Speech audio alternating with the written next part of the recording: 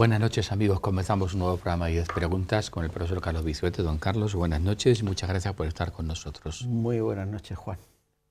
Hoy vamos a tratar un tema de esos que al profesor Vizuete le gustan, porque le gusta el personaje. Bueno, pero he leído poco, ¿eh? Hay mucha bibliografía, pero no he encontrado las monografías. Bueno, pero el personaje... Tengo conocimientos generales sobre el personaje. Pero te gusta. Sí, yo creo que es un personaje. Vamos a ver, es una de esas cosas que solemos decir, que hay que ver con lo importantes que fueron y el olvido en el que se encuentran, por lo menos en que han caído, ¿no? en determinadas zonas de España, porque en Andalucía sí se le reconoce. Pero, en alguna parte de Andalucía. Sí, pero aquí la verdad es que suena poco. Y entonces yo creo que es conveniente recordar algunos de estos personajes importantes de la historia de España y de la Iglesia. Pues es que el 19 de enero se celebró los 110 años, decíamos antes, el profesor Vicente y yo, se dirá 110º aniversario. 110º aniversario. Los 110 años de la muerte del cardenal Marcelo Spínola. Y hoy hemos querido dedicar pues un programa a lo que significó el cardenal Marcelo Spínola en su época, hace poco más de un siglo, para la Iglesia y para España. Y seguro que tiene además luego después muchas connotaciones por las circunstancias históricas en las que Marcelo Spínola le tocó vivir y ser pastor de la Iglesia. Vamos a recordar al comienzo, Carlos, si te parece, unas palabras que dijo el Papa Juan Pablo II el día 29 de marzo del año 1987, cuando presidió la misa de su beatificación, porque hoy es beato Marcelo Spínola. Él dijo que al contemplar la vida de este pastor de la Iglesia, siglo XIX, deseó destacar ante todo su confianza en el Señor, que fue el lema de su episcopado: todo lo puedo en Él. Y decía el Papa Juan Pablo II entonces: apoyado en esta confianza logró brillar en aquellas virtudes que constituyen la gloria y la corona de un obispo. La gloria y la corona de un obispo. La heroicidad en el cumplimiento sacrificado de sus deberes episcopales. El amor y la entrega a los pobres. Su independencia eclesial por encima de las divisiones y partidos, siendo portador de paz y comprensión. Todo ello alimentado por un amor encendido a Jesucristo y revestido de una profunda humildad personal. Bueno, no está mal como definición, ¿no? Por eso lo pone como modelo, en el espejo en el que los obispos deben mirarse. Sí. Pues hoy le formulamos 10 preguntas al profesor Vicente sobre Marcelo Spínola, del que quizá han oído hablar, del que probablemente desconozcamos muchas cosas, y a lo mejor pues puede ser que algunas personas ni siquiera hayan oído hablar del cardenal Marcelo Spínola. Pero empezamos, como siempre, Carlos, por la primera pregunta, que es obligada. ¿Quién fue Marcelo Spínola? Hombre, aquí, si hacemos solo esta pregunta, ya contaba yo la biografía y solo una pregunta, pero como tenemos que hacer 10...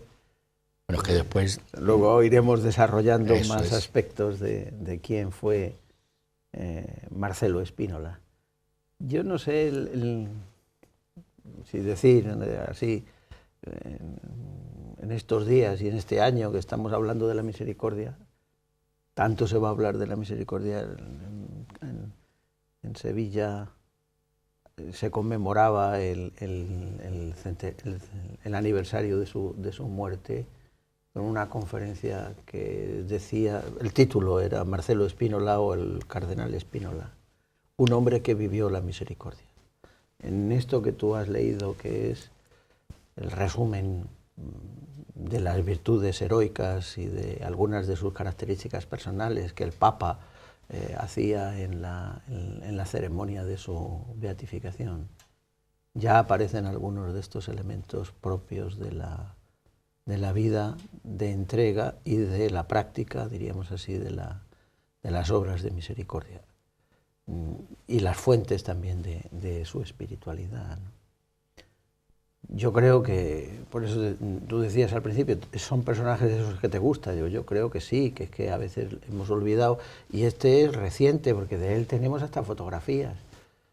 Vamos a ver dentro de un momentito alguna ahora vamos a ver. Podemos ver la fotografía en la que está, porque me parece como si los santos fueran en racimo, lejanos, que hemos dicho en alguna ocasión. Esta fotografía es muy significativa y muy bonita. Los dos cardenales de la Iglesia, y los dos beatos. Y los dos coetáneos, como vemos.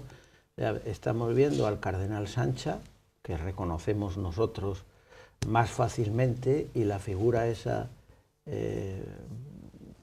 iba a decir tan pequeña, pues tan alta como la del cardenal Eran Sancha, los dos pequeños. un poco, pero más flaco, ¿no? El que tiene el libro en las manos es él, entonces no era cardenal, es el arzobispo de Sevilla, Marcelo Spínola.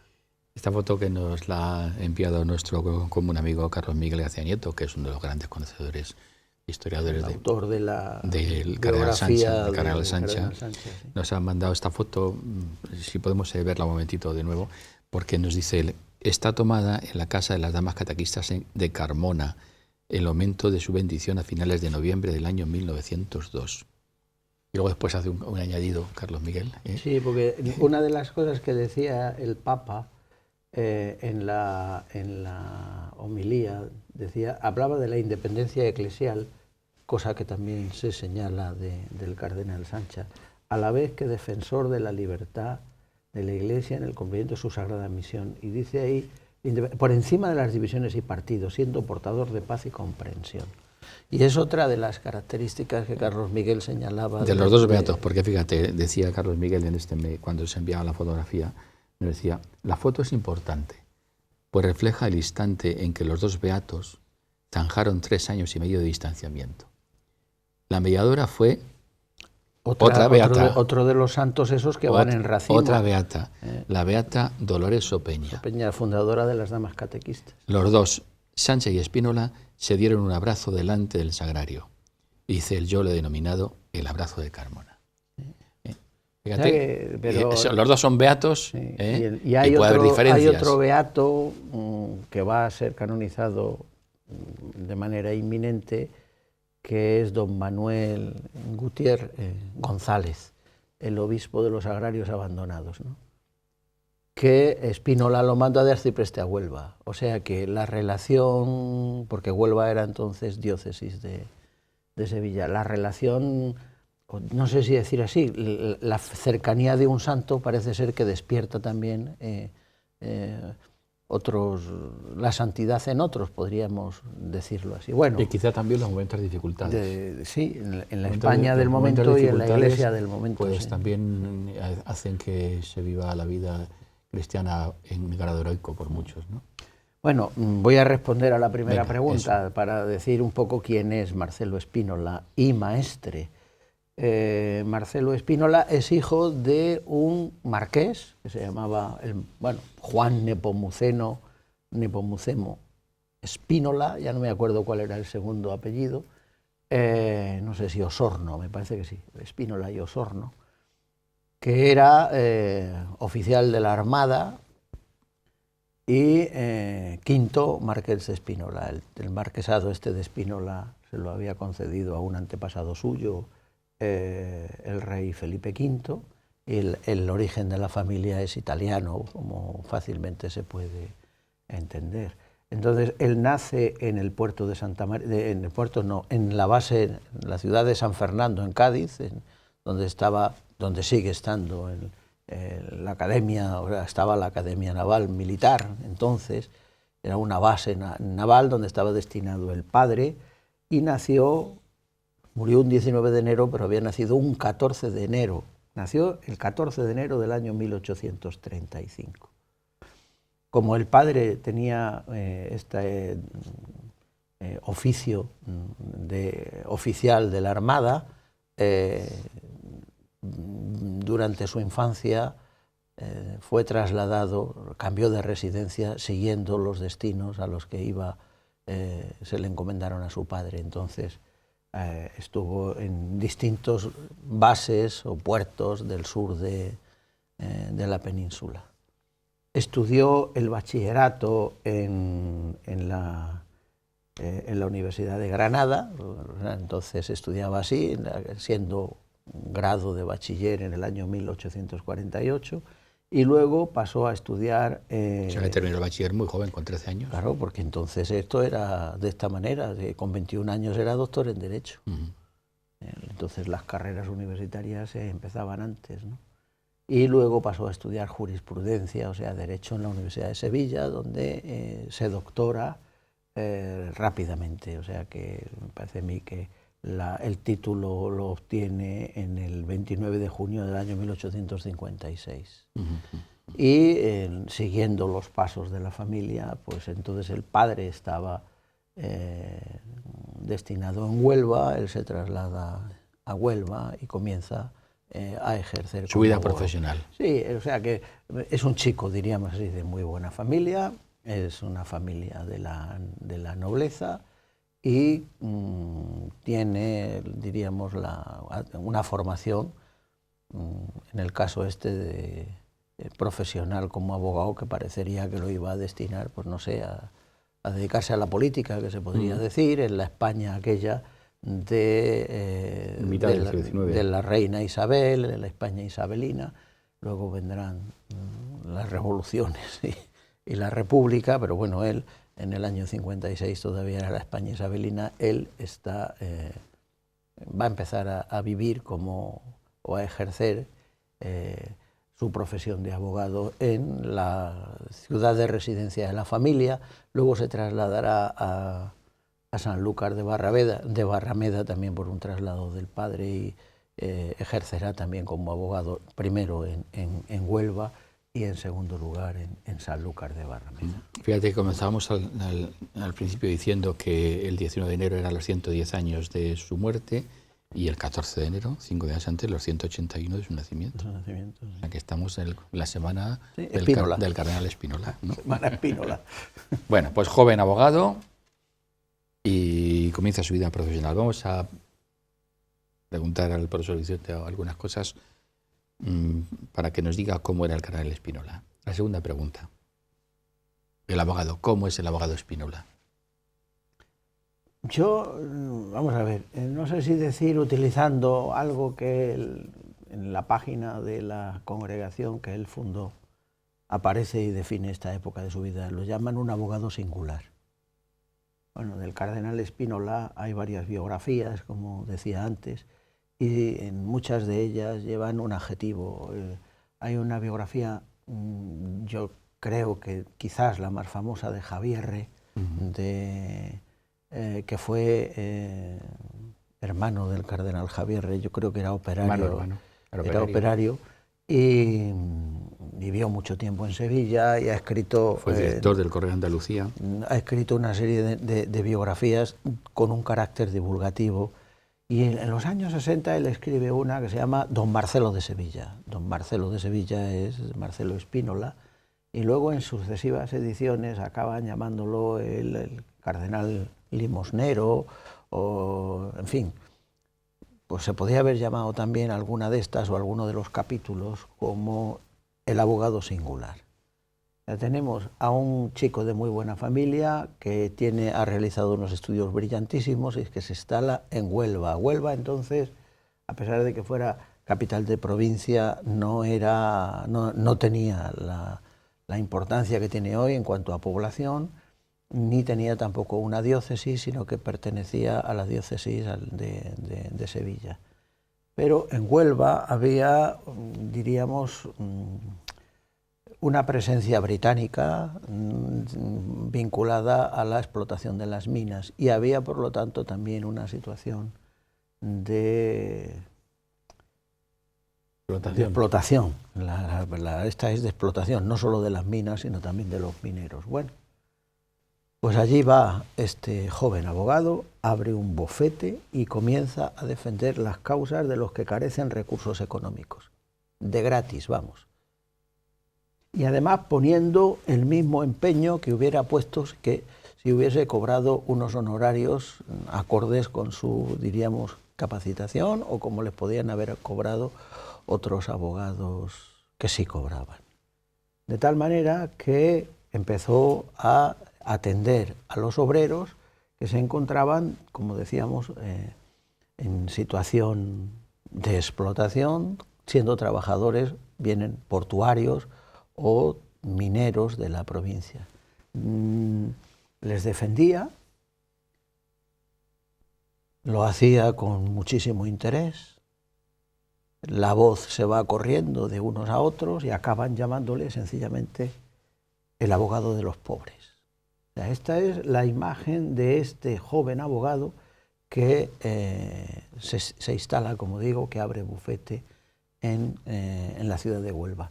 Y como decía antes, por un traslado nuevamente de su padre, se trasladará él también, el bufete lo trasladará a la ciudad de Sanlúcar de Barrameda, en el que seguía habiendo una situación a lo mejor no tan grave por la situación de los mineros, diríamos así, pero en Sanlúcar es una zona donde se concentran una gran cantidad de bodegas y hay allí también una serie de trabajadores de las bodegas o trabajadores del campo que recurrieron al ejercicio de la profesión o a la defensa de este abogado, que era un abogado que atendía gratuitamente las causas de los pobres. El abogado de los pobres. El abogado de los pobres. Lógicamente, alguien que tiene, diríamos, esta entrega, no lo está haciendo por dinero, ¿no? O sea, lo está haciendo por otra razón. Y se va produciendo en él una maduración personal. Es alguien que comienza a plantearse una inquietud de sentir una vocación y una respuesta a esa vocación. Y entonces lo que hace es comenzar a estudiar para ser sacerdote, o sea, seguir los cursos de estudios de teología y de filosofía. Que entonces no se hacían en un seminario. Yo no sé si en Sevilla funcionaba el seminario. Pero que se podía Pero hacer, bueno, se podían hacer por aunque... libre y entonces uno concurría a los exámenes y luego a los exámenes sinodales y si te encontraban preparado, pues ibas recibiendo las órdenes, entonces te ordenaban, como decían, de epístola, de evangelio y de misa, o sea, subdiácono, diácono y presbítero. Él renunció al marquesado una vez que murió su padre. En realidad el título de marqués de Spínola, el sexto que le hubiera correspondido a él, no se restaura hasta el año 1927, porque en el caso de que a él que le correspondía no lo solicita y lo deja morir, diríamos así, renuncia por lo tanto al título de marqués y en cambio se entrega a seguir esta vocación sacerdotal. Será ordenado sacerdote en Sevilla y cantó misa, que estas cosas antes tenían esta muy importante. Yo supongo que elige la fecha, el 3 de junio del año 1964, que era ese día la fiesta del Sagrado Corazón de Jesús. Y la ceremonia, la primera misa que él celebra, lo hace en la iglesia de San Felipe Neri de Sevilla. 1864 con 29 años. 29 años. Una persona ya...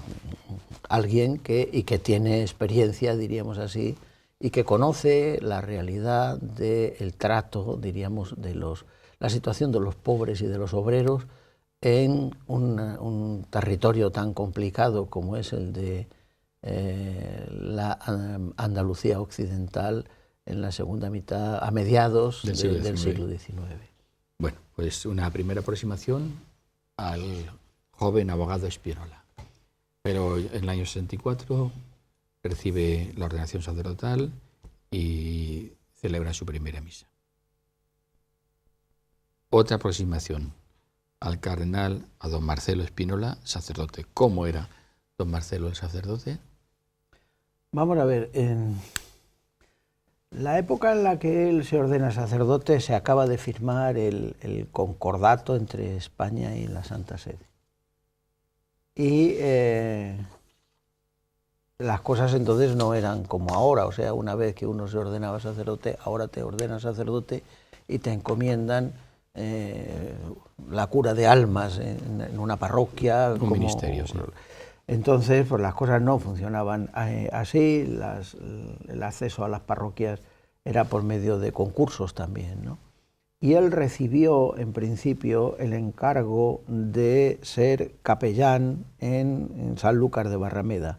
O sea, él vuelve a la ciudad de donde había venido para ser capellán en la iglesia de la Merced de la ciudad. Y durante los primeros años, está 6 años, o sea, desde el año 56, que ha sido ordenado, no, 56, no, hemos dicho 64, 64, que ha sido ordenado, pues hasta el año 71, 71, 7 años. está en la ciudad de Sanlúcar de Barrameda, dedicado, diríamos, sin una atención como párroco dedicado a la cura de almas, ¿no? Después el arzobispo de Sevilla lo llamará y lo nombrará párroco de una de las parroquias principales de la ciudad, o por lo menos que se encuentra muy céntrica, que es la iglesia de San Lorenzo. Una de las grandes parroquias de Sevilla. De Sevilla. Hombre, la parroquia donde hay algunas de las principales cofradías, allí estaba, yo creo que ahora ya no, pero bueno, en su población está una auténtica joya desde el punto de vista artístico. El Jesús del Gran Poder, o sea, está en esta parroquia, y creo que había otra cofradía de la Virgen de la Soledad. Y ahí podríamos decir que lo que se manifiesta en él es la entrega total al ministerio sacerdotal. En las biografías pues se habla de esa, primero, preocupación por los pobres, nuevamente vuelven a aparecer, de la parroquia.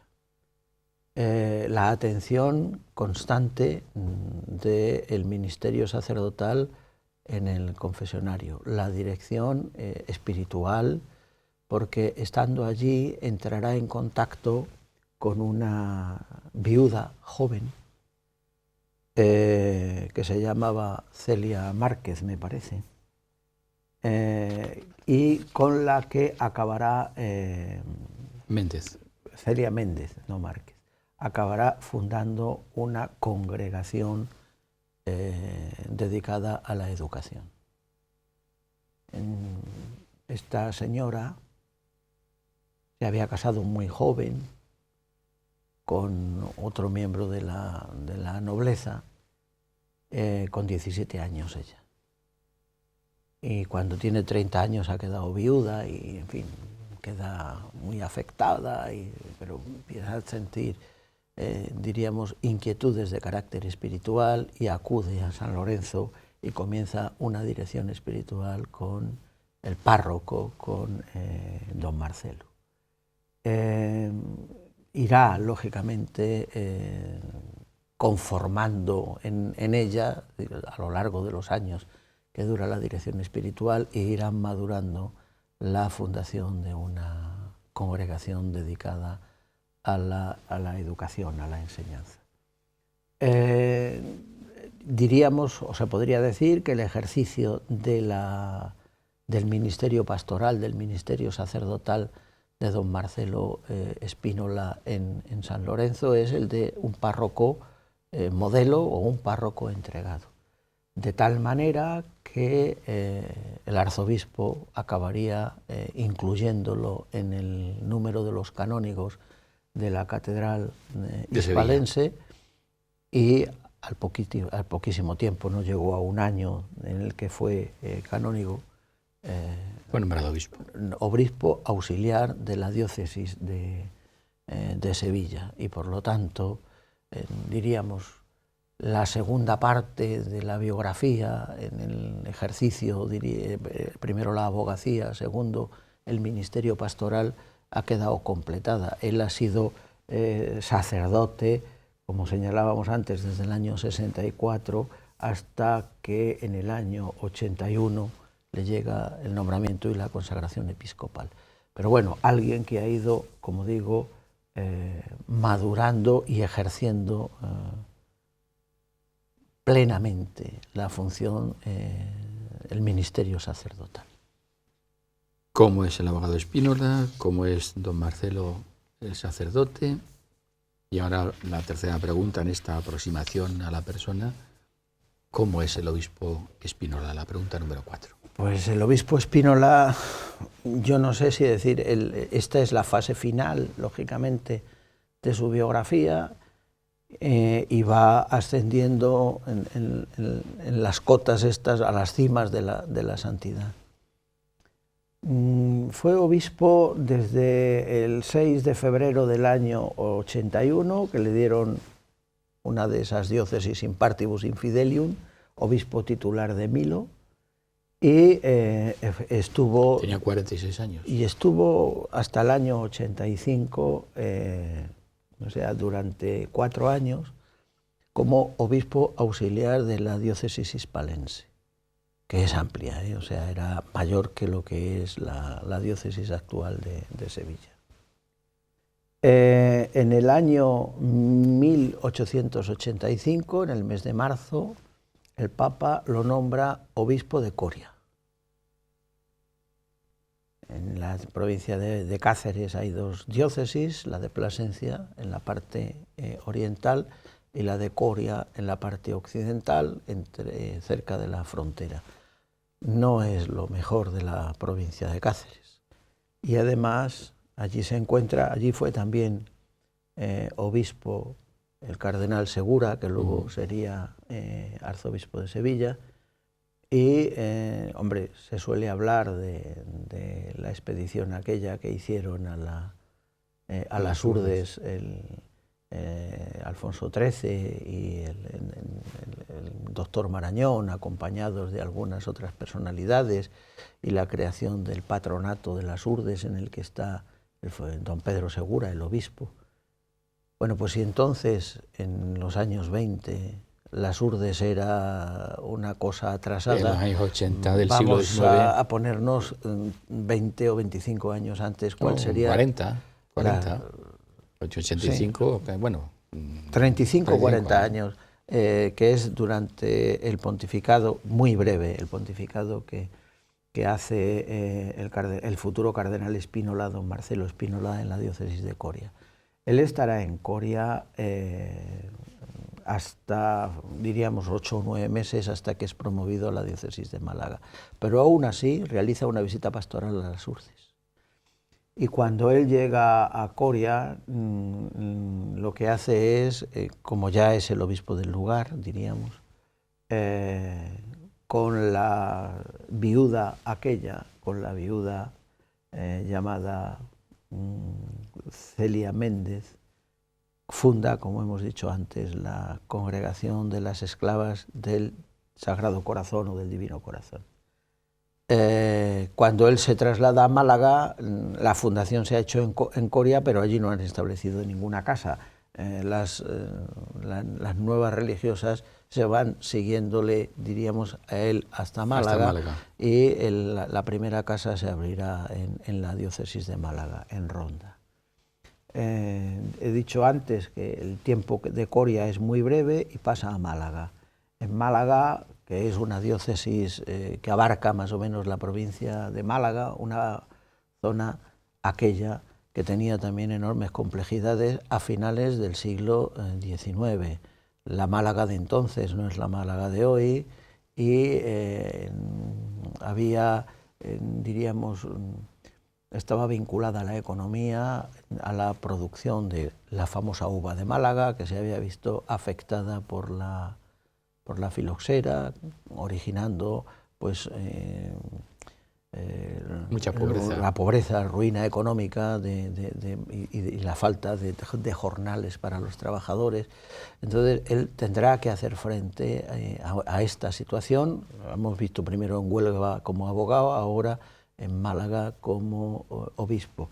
Permanecerá en Málaga 10 años y el 8 de febrero del año 1896 recibe el nombramiento de arzobispo de Sevilla y se traslada a la capital hispalense, o sea que Sevilla es el principio y es el final de Marcelo Spínola. Los 61 años. Cuando llega él allí, pues hace lo mismo, o sea, se dedica al cumplimiento de sus tareas pastorales, y luego veremos algunas de las iniciativas que desarrolla en la diócesis de Sevilla. Será nombrado cardenal y hemos visto antes... Yo creo que vamos a ver una fotografía, ¿no? Esa fotografía debe de ser de las últimas que le hicieron con vida, porque el Papa, ahí lo vemos a él en la figura menuda, el día que recibió la birreta cardenalicia. Fue nombrado cardenal en diciembre del año 5. Y se muere en enero del año 6. Estuvo 2 meses. Estuvo 2 meses de cardenal. Y ahí lo vemos. Ahí ya se le ve muy encorvadito, sí, ¿no? Y con una cara ya... Pues supongo que agotado y desgastado del ejercicio de la actividad pastoral, de la intensa actividad pastoral que desarrolló. Bueno, pues entonces él murió el 19 de enero del año 1906 y lo hizo con fama de santidad. Yo creo, antes veíamos a Sancha y a él, yo no sé si es que era así o es que entonces los obispos eran de esta manera. Una de las cosas que Carlos Miguel señalaba siempre... Vamos a siempre, poner la foto otra vez de la de Cardenal Sancha y él, porque a lo mejor hay personas que se han incorporado tarde. Se han incorporado tarde y ya no han podido ver esa foto, ahí la tenemos. ¿Sí? Que Sancha muere pobrísimo, ¿no? Bueno, pues Spínola, 3/4 de lo mismo. Creo que cuando se murió y fueron a mirar a ver qué había en la caja, había 50 duros en el Palacio Episcopal, o sea que para enterrarlo creo que tuvieron que vender hasta la biblioteca. Pero es que esto habla de... hay algunas de esas anécdotas que se cuentan de él cuando llegó a Málaga y le dijeron que tenía que corresponder con la gente que le había ido a recibir y demás, en fin, que lo tradicional era que diera una recepción. Y entonces pues dijo, bueno, ¿y esto cuánto vale? Y cuando le dijeron lo que valía, dijo, imposible. No hay recepción. Es que no estamos para esto, el dinero este es de los pobres. O sea, el dinero no es el peculio que tenga él, esto va destinado a los pobres. Bueno, pues esa misma entrega hacia los pobres la tendrá él en Sevilla, bueno, pues, que es lo que le lleva precisamente, yo creo, a esta muerte. No voy a decir que se muera por eso, sino a las condiciones en las que cuando van a ver las cuentas, este hombre no tiene más que deudas y lo ha gastado todo en la atención a los pobres. Pues eso nos da pie a la siguiente pregunta, la número 5. Estamos hablando, como han visto ustedes hace un momento en el rótulo, de Marcelo Spínola, el arzobispo, cardenal arzobispo de Sevilla, en la segunda mitad del siglo XIX. Hemos conocido a la persona de alguna manera, una aproximación a su persona, abogado, sacerdote y obispo. Vamos a conocer ahora un poco cuál es su obra a través de las siguientes preguntas, o su obra a partir de sus inquietudes, a partir de sus preocupaciones, de sus prioridades pastorales como obispo. La primera de ellas, la pregunta número 5, ¿cómo se entregó a los pobres?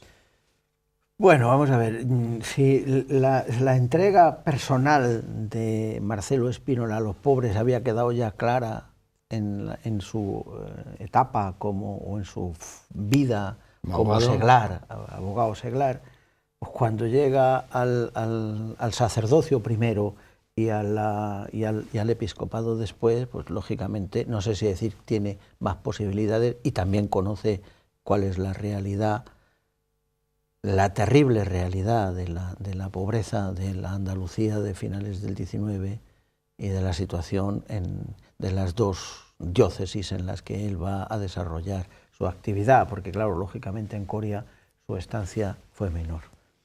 En Málaga, cuando él llega y toma conciencia, como decía antes, no podía dar una recepción porque el dinero era de los pobres, establece un servicio de comida gratuita.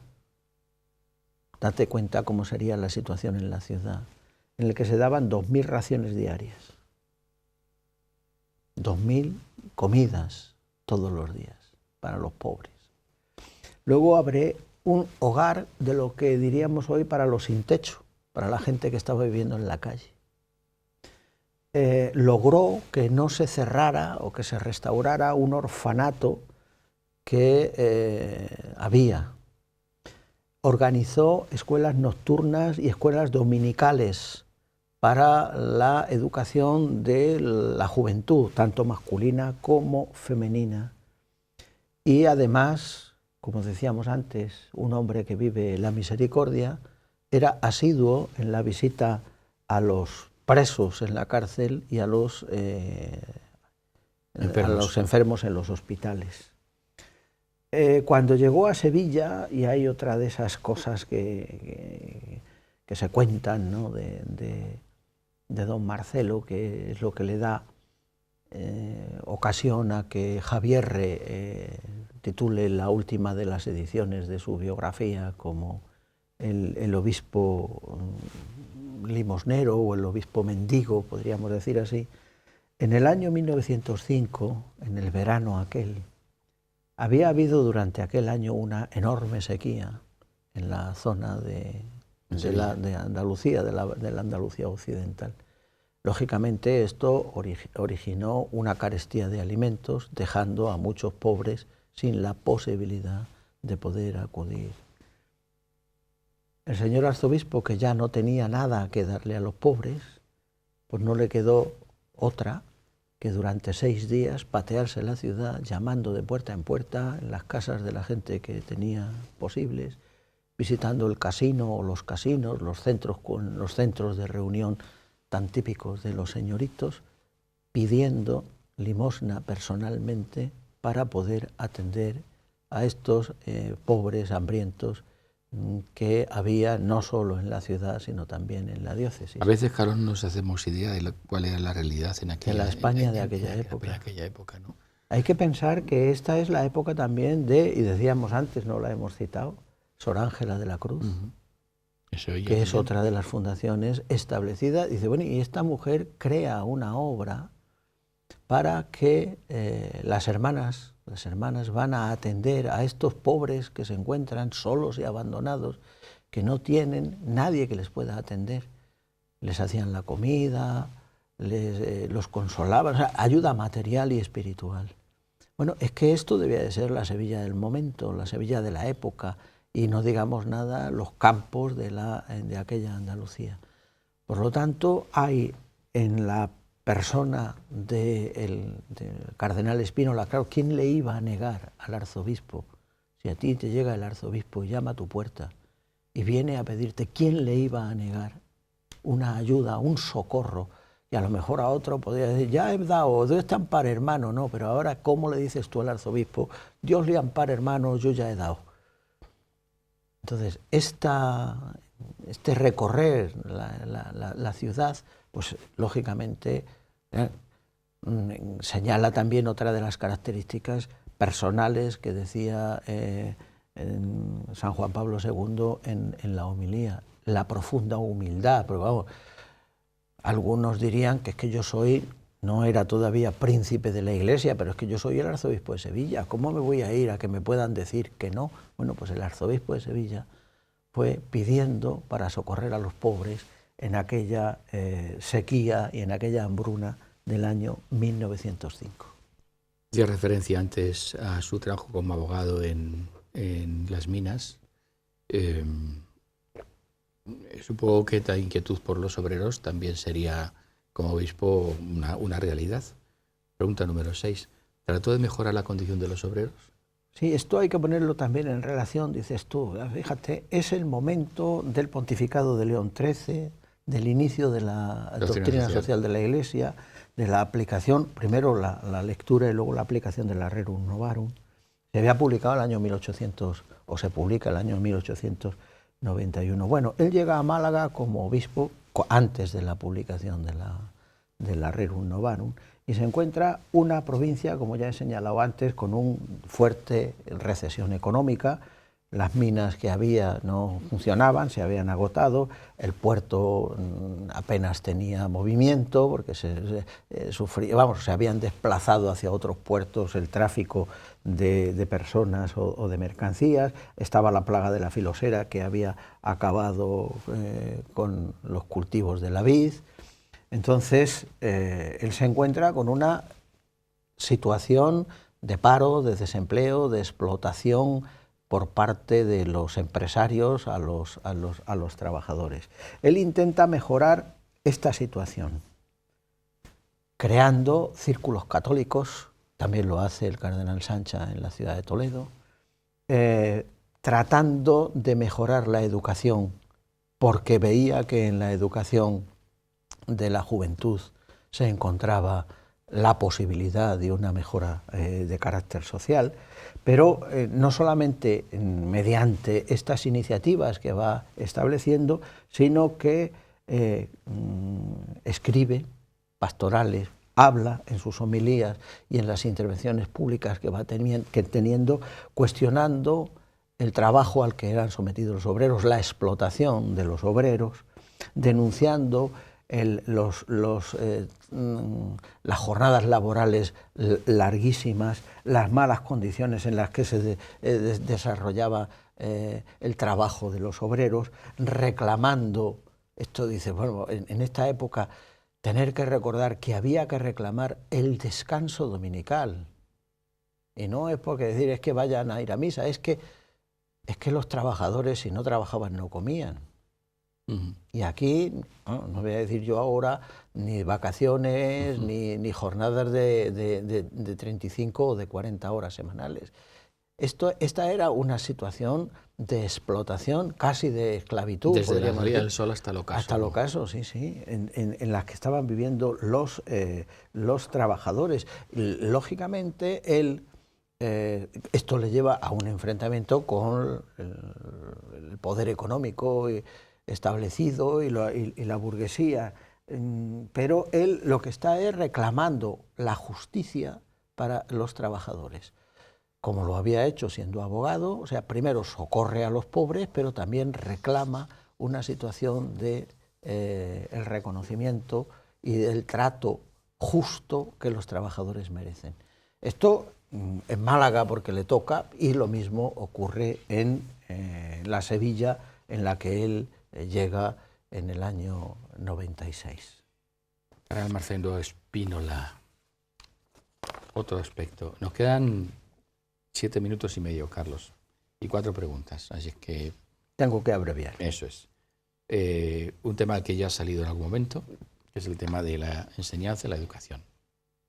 ¿Cómo concibe Marcelo Spínola la educación? Ahora, yo creo que aquí podríamos decir que él entiende que la educación tiene, no sé si decir así, una dimensión de carácter social. De tal manera que él está preocupado porque a través de la educación lo que se puede es realizar, diríamos, o mejorar la situación social de los obreros y de los pobres también. Por eso funda un colegio parroquial en la parroquia de San Lorenzo. O sea, estas cosas que entonces debían de ser verdaderamente novedosas. Vamos a ponernos años de la década de los 70 del siglo XIX, en la parroquia de San Lorenzo de Sevilla, el cura se le ocurre abrir un colegio. Lógicamente, aquí está el germen, diríamos, de lo que luego será esa congregación que se fundará canónicamente siendo obispo de Coria y que luego se desarrollará siendo el obispo de Málaga, que es la congregación de las esclavas del Divino Corazón. Pero, y yo, de las pocas cosas que he podido leer con relación a Spínola para preparar estas respuestas, hay un amplio artículo en el que se publica el epistolario de él con los salesianos. Esto es muy importante. Él entra en relación con los salesianos, tanto en Italia como luego en España, y se convierte en el introductor de los salesianos en España. La primera casa que abren los salesianos, es en Utrera, y él interviene directamente. ¿Por qué es tan importante? Claro, es que él es el arzobispo de ahí. Claro, ¿y por qué es tan importante traer a los salesianos? Pues muy sencillo, porque los salesianos lo que están es haciendo una educación a la juventud obrera. Para la vida. Sí. Entonces, para que puedan vivir. Claro, el traer a los salesianos, el introducir a los salesianos, porque luego se desarrollarán partiendo de la casa esta de Utrera por toda Andalucía y en España, y los salesianos tienen no había acto en la Casa de Sevilla en la que no hubiera una participación del señor arzobispo por la estrechísima relación que hay entre los unos y los otros. Pero es que luego, lo mismo que Sancha, fue nombrado senador por designación real. En aquella época había algunos de estos senadores y se elegían en muchos casos a algunos de los arzobispos o los obispos. Y él fue elegido, siendo obispo de Málaga, senador. Y entonces tuvo también una participación y intervenciones abogando por la libertad de enseñanza y por la enseñanza de la religión en las escuelas, en el Senado. Hay que tener en cuenta que esto tiene que ver, diríamos así, con la España de la Restauración, en la que el concordato del año 1851 había determinado, diríamos, que tenía que enseñarse la religión en la escuela y que los encargados de velar por aquello tenían que ser los obispos. Lógicamente, la Constitución del 76 no respetaba, diríamos así, aquellos acuerdos, y en la España de la Restauración él reclamaba primero la libertad de enseñanza y, en segundo lugar, el hecho de que la enseñanza de la religión no desapareciera de las escuelas.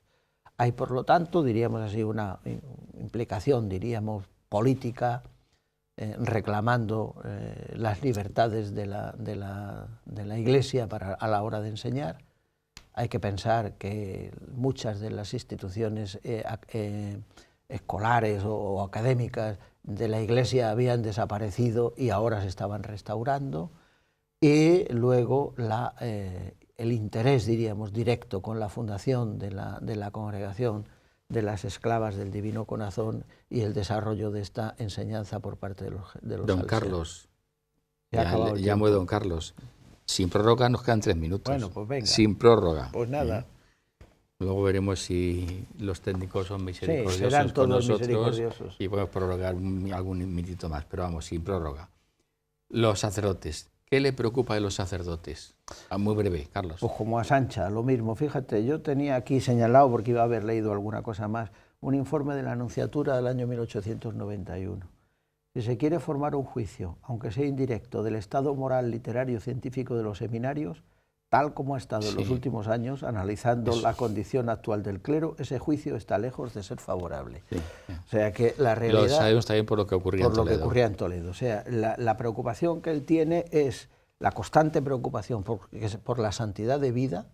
O sea, él quiere que los sacerdotes sean santos y por el nivel cultural de sus sacerdotes. Entonces, claro, dice, bueno, intentarán también desde Roma el establecimiento dentro de los seminarios, en los seminarios metropolitanos, alguno decía convertirlos en universidades pontificias, no es así, pero bueno, casi para tratar de elevar el nivel cultural, y él lo que hace es atender el seminario o los seminarios de las distintas diócesis, predicar insistentemente, dar tandas de ejercicios a sus sacerdotes, o sea, estar preocupado por el nivel intelectual y espiritual de los sacerdotes, visita las parroquias, mantiene un trato frecuente y constante con los sacerdotes. Él ve que hay ahí, pues como los santos de esta época, que hay una notable deficiencia en el clero español de aquella época. Sí. Bueno, cuando hablamos de un obispo o de un cardenal y hablamos de un periódico, enseguida pensamos en el cardenal Herrera y en el debate y en el ya. Sí, no, el debate y el ya. Sí. Pero hubo un precedente que se adelantó al cardenal Herrera Oria. Fíjate también qué curioso en las épocas, ¿no? Que fue el cardenal Spínola. Fundó un periódico. ¿Por qué fundó un periódico? Un periódico que sigue vivo, sí, aunque con otro sentido, y tenemos una fotografía que yo he encontrado en el que está él leyendo su periódico. Ahí está en Sevilla, en su despacho, leyendo El Correo de Andalucía. Él funda El Correo de Andalucía, cuyo primer número salió el 1 de febrero del año 1899, con una clarísima intención, para defender la verdad y la justicia. O sea, él se da cuenta también, primero, de la importancia que va teniendo la prensa en la sociedad de su época y cómo la prensa de la España de finales del siglo XIX tiene una característica, y es que no es imparcial, que es una prensa partidista y que tiene una clarísima significación de carácter político, podríamos decir así. O incluso aquella prensa de carácter católico que también estaba, en algunos casos, creando enormes tensiones en el interior de la Iglesia. Bueno, pues él quiere un periódico moderno, podríamos decir, que defienda la verdad y la justicia. Y para eso funda un periódico, El Correo de Andalucía. O sea que, como vemos, es alguien que está preocupado no solamente por los pobres, por los sacerdotes, sino que también quiere que la sociedad reciba esta información en verdad y justa a través de la prensa. El Correo de Andalucía es que sigue existiendo. Ha sido un periódico católico vinculado a la Iglesia hasta hace relativamente poco tiempo. Sí, la cabecera sigue, pero ya la línea los editorial propietarios son otras personas. Tuvieron, pues no hace muchos años, no será 10, 12 años. Sí, Javier fue director, yo creo que de los últimos de la... La pregunta última, la número 10. ¿Cuál es la fuente de su espiritualidad? Pues mira, también lo decía el Papa en la misa, el corazón de Jesucristo, la confianza en el poder del corazón de Dios y la total desconfianza en sus propias fuerzas. Y él lo decía, lo ha dicho en algunos de sus escritos y, como decía antes, lo recogía el Papa en la homilía. Eso lo sintetizó en el lema que eligió para su episcopado. Él lo explicaba una vez hablando del escudo. El escudo tiene un lema, en latín, omnia possum in eo, todo lo puedo en él, que está tomada de la carta a los filipenses. Pero esto tiene que ver con esa devoción al corazón de Jesús, la elección de la fecha del corazón de Jesús para su primera misa, la advocación, diríamos así, o la protección que pone sobre la congregación, que son esclavas del Divino Corazón, y esta también una espiritualidad cordi, iba a decir mariana, pero bueno, cordi mariana no podría ser, tiene que ser del corazón de Cristo, que le lleva, pues como hemos dicho, a la desconfianza de sus obras, de sus fuerzas y a la total confianza en Dios, que se trasluce en esto que hemos estado viendo y en una profunda humildad en la figura, en la persona del cardenal Spínola, y que al cabo del tiempo, o sea, él muere en el año 6, como hemos dicho, en el año 83 Juan Pablo II lo proclamó beato. Cuando estuvo en España, en el año anterior, en el año 82, al ir a la Catedral de Sevilla, oró delante de la tumba del beato Spínola. Por lo tanto, en el año 83, Juan Pablo II declara heroicas sus virtudes y es beatificado en el año 1986. Creo que ahora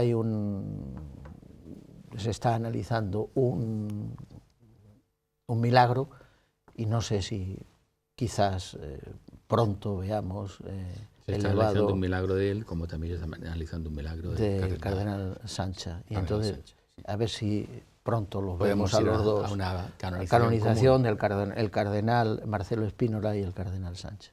Lo mismo que otro santo al que hemos citado va a ser canonizado bien pronto, que es don Manuel González. Bueno, don Carlos, que se nos ha terminado el tiempo, que nos hemos pasado.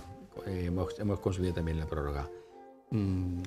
Si Dios quiere, en el próximo programa vamos a anunciarlo, pero todavía no pueden ocurrir cosas y puede hacer que cambie de... Sí, puede cambiar el gobierno y... Cambie de criterio, pero en un principio, si Dios quiere, la próxima semana vamos a formular 10 preguntas al profesor Vicente sobre Tierra Santa y los cristianos en Tierra Santa. Carlos, muchas gracias por estar con nosotros y a ustedes, amigos, también muchas gracias. Hasta nuestro próximo programa, si Dios quiere.